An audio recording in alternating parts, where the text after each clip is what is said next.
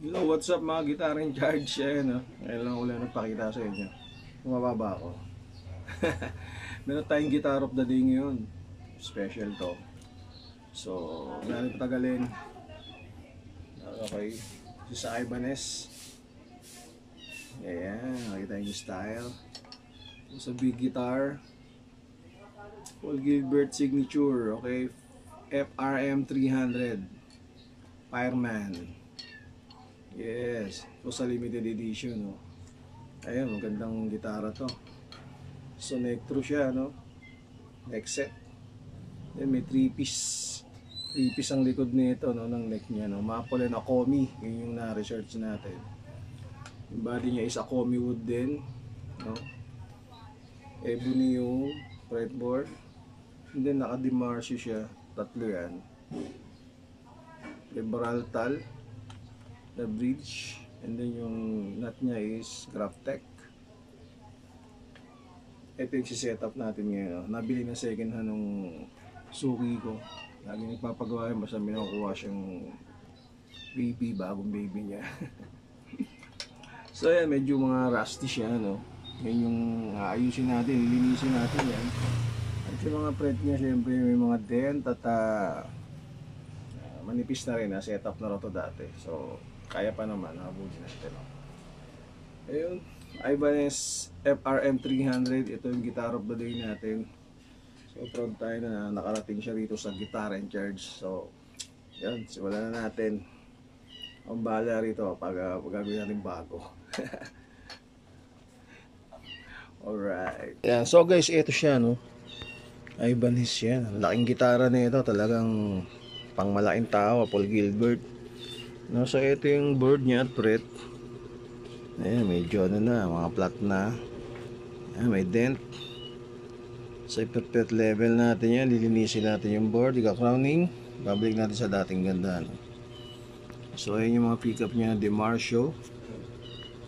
Ayan, kita-kita nyo naman. Ang ganda tumunog to guys, no? Ayan yung mga issue niya, syempre rusty. So babalik natin sa chrome yan. Ito yung volume niya, malayo. No, ewan ko, iba yung setup volume yun nandito kasi mahaba yung kamay ni Paul Gilbert. Gusto niya siguro na andyan yung volume. So ayan.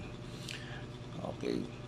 Gandang gitara to, no. So si-setup natin yan sa abot ng ating mga kaya. Alright. At ayan guys, no, panalo yung laman loob nito. Kita niyo yan. Made in USA. Diba? Ito, DeMarcio din yan. Made in USA. Alright. Saka naka-ross na ito. 5-way switch. Naka-ross siya, no? At naka-Ibanez na original to na potentiometer 500K. At naka-EBH 500K na volume control at naka-treble bleed. So panalo to. Alright, panalo.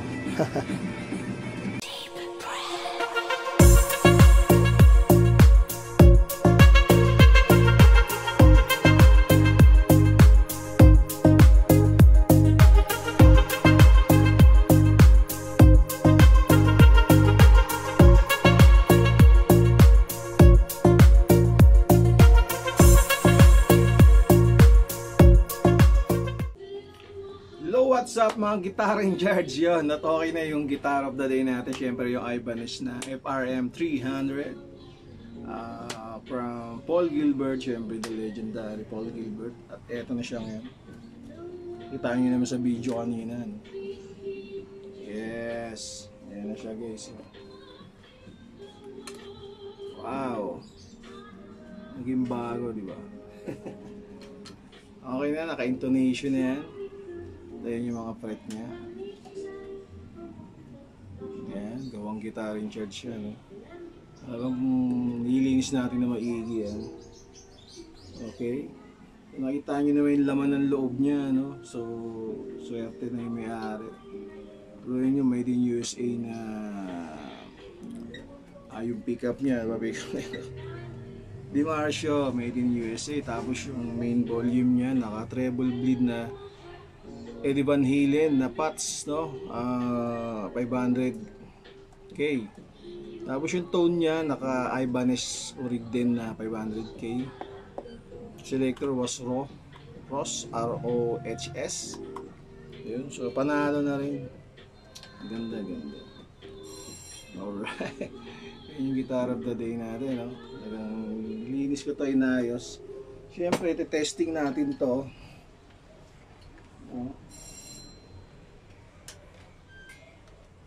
Malaman natin yung tunog. Ayun, sa mga magpapagawa, PM lang sa page ko, no? Iingatan ko yung gitara nyo. Siyempre.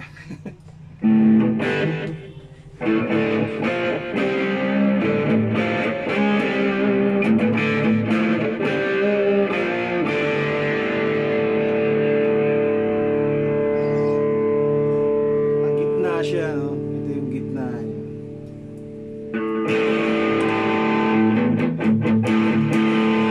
Yung kanyang neck mid at yung kanyang bridge.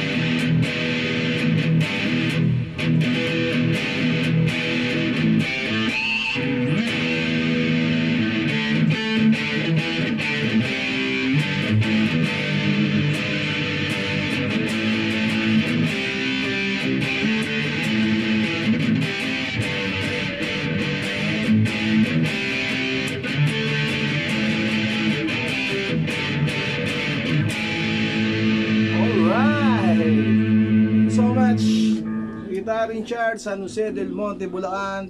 PM lang kayo. Anong PM? Ganda, oh. Alright. Buenos dias.